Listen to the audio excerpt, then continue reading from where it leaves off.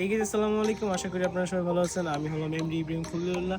তো আজকে আমি আমার বাইকে কিছু ইস্যু দেখাবো, প্রবলেম দেখাবো, যেগুলো অনেকেই ফেস করে সকালবেলা উঠে।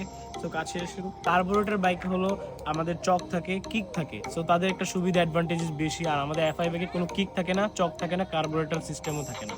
সো আমরা এফআই গাড়িতে যে জিনিসটা করি সেটা হলো সবার আগে আপনারা যখন চাবি অন করবেন, চাবি অন করে এখানে আপনাদের একটু স্থির করতে হবে। চালু করে সাথে সাথে স্টার্ট করবেন না, এখানে একটা আওয়াজ হবে দিন করে। পরে স্টার্ট হওয়ার পরে আপনারা ক্লাসটা ধরে স্টার্ট দেবেন। স্টার্ট দেওয়ার পরে আরপিএমটা 2000-এ থাকবে।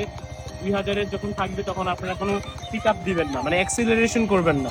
এমনি আস্তে আস্তে এটা কমতে কমতে 1000-এ 1500-এ আসবে, তখন আপনারা বাইকটা চালাতে পারবেন। বাট সবচেয়ে বেশি বেস্ট হয় যে আপনারা বাইকটা এরকম স্টার্ট করে 10 মিনিট বা 5 মিনিট একটু স্থির রাখবেন, তাহলে বাইকের ইঞ্জিনটা একটু গরম হবে, সেটা আপনাদের অনেক হেল্পফুল করবে। যদি আপনি এটা না করেন তাহলে বাইকটা আবার স্টপ হয়ে যাওয়ার সম্ভাবনা বেশি থাকে।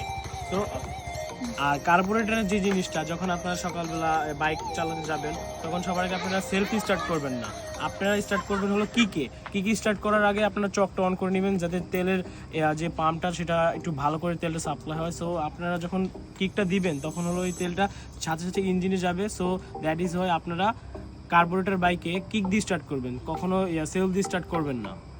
তো আজকের এই শর্ট ব্লগটা এতটুকুই। তো আশা করি আপনারা ভালো থাকবেন, আর সব হেল্পফুল ভিডিও পাওয়ার জন্য আমাকে কমেন্ট করবেন, আর কোনো কনফিউশন থাকলে আমাকে কমেন্ট করবেন। আমি আপনাদেরকে হেল্প করার জন্য অলওয়েজ রেডি থাকবো। আসসালামু আলাইকুম।